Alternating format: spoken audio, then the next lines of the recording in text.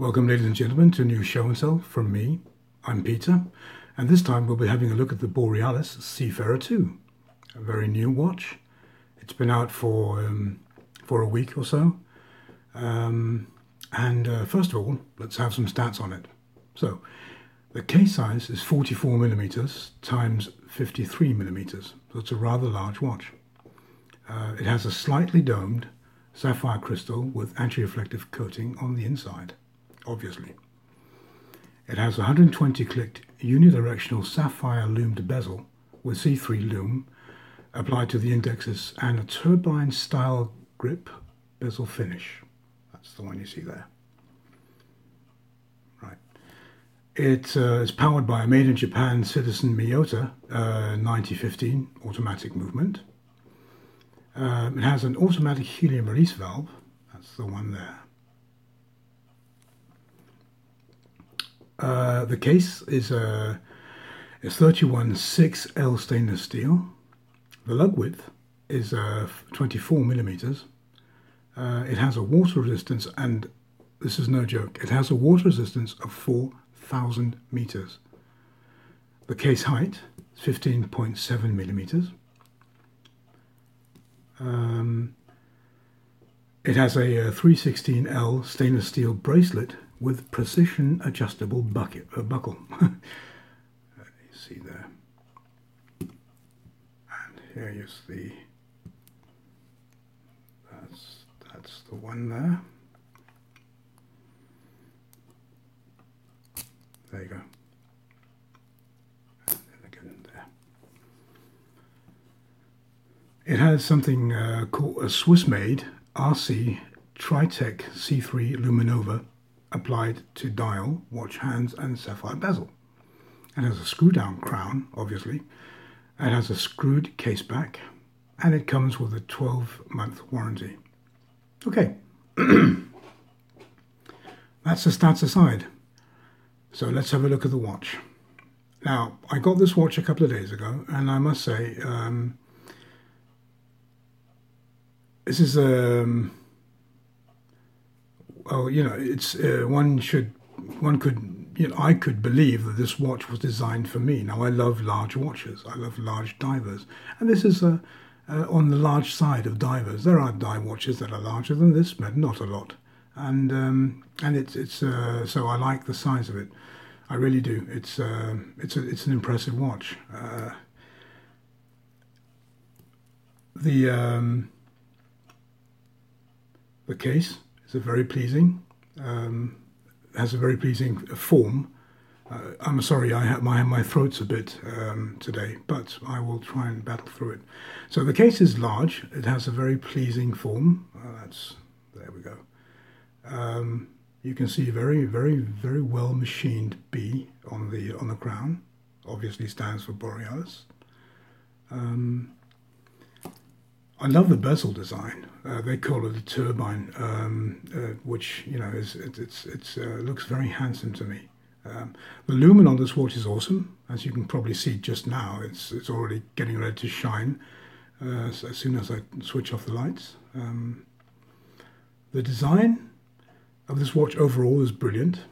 There is one thing I would like to say. I would have enjoyed if the name of the watch had been on the face. I would have liked it to say Seafarer II. Would have been cool.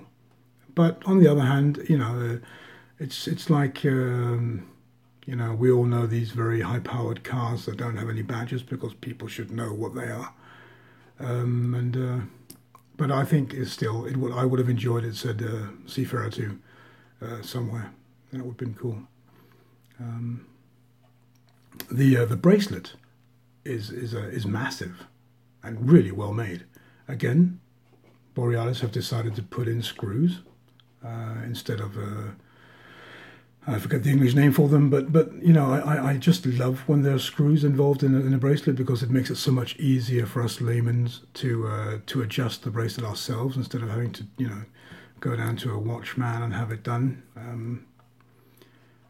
You know, it says it has a nice Borealis, well made there. The clasp is well made, good, feels very sturdy. It has the diver extension, which is it's pretty cool. It is more and more microband watches are featuring these types of clasps. They're very sturdy, very secure. They're not going to jump up or open by mistake. But the most impressive part of this bracelet is actually the links. They just feel massive and really, really strong.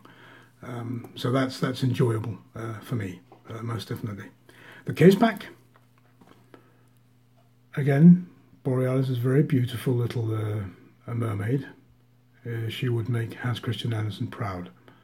Very, very nice case back. Very very well machined. Very beautiful again. Oops, it's upside down. Yeah, what else can I say? I'm very impressed with this watch. I talked to or wrote with somebody online who had the same watch and said that his watch had too much slip in the bezel, whereas mine has none. The bezel feels firm and well made. And there's not a lot. There is maybe half a millimeter or something like that, but nothing worrying at all. There are a lot of watches that cost quite a bit more than this watch, who have the same 1 millimeter or half a millimeter slip. So I mean that's no worry for me, not at all. The bezel feels fine in my book. Yeah. One has to keep in mind that this is an inexpensive watch. That they retail for, I think, if memory serves, $450 US, which and for that you're getting a very well made, very well machined, watch, 4,000 meter diver, there are no. When I look at this watch, there are no mistakes anywhere. Nothing where you can say, "Oh, look at that! They did something wrong there, or the machine slipped there, or something." It just looks brilliant, looks stunning. I'm very pleased with it, and I can only say if you one day get out of bed and say, "Today, I'm going to dive to 4,000 meters," this is definitely the watch you need to get. And I also like the Polprof hands, the orange one. I've always been a sucker for that. So the whole watch just looks very nice. I can tell you that the Miyota 9015 automatic movement is a trustworthy movement and tried and proven movement. There are no nothing wrong there, not at all. It's a good movement, and it'll serve this watch very well indeed. So all in all, now I haven't had the Seafarer I, but I've heard that this is a massive improvement to that.